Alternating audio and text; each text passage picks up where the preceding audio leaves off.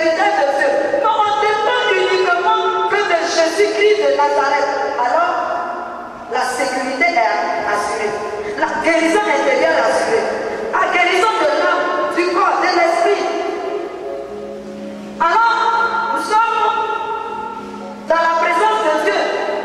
Nous devenons dociles au Saint-Esprit. On se laisse aller envahir par la présence divine du Saint-Esprit. Alors, on commence à proclamer des paroles prophétiques. Comme Caleb dit, alors, moi je ne me vois pas comme sauterelle. Il dit, je me vois grand, parce que le Dieu que je vis est grand. Alors, tu ne vas plus trembler devant Goliath. C'est lui qui a poisonné ta vie. Alors, tu vas, excusez-moi, te lever et t'emparer de ta bénédiction, de ce que le diable t'a volé. Comme Caleb dit, levons-nous, montons et emparons-nous maintenant de Canaan.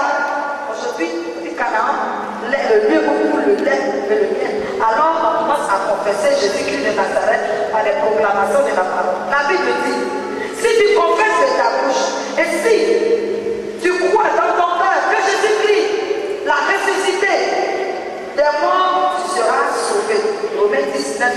Alors on commence à proclamer. Je suis sauvé. Le Seigneur m'a sauvé. Il m'a ressuscité. Il m'a relevé. J'ai fini.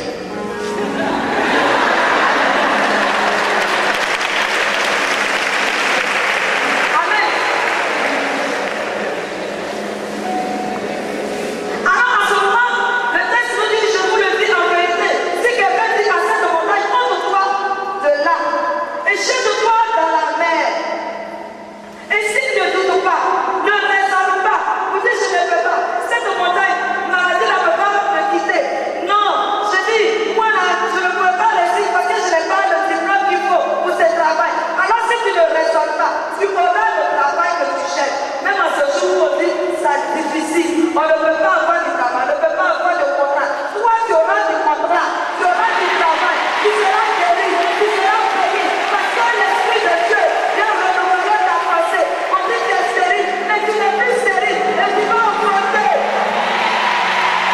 La montagne va dégager. Alléluia.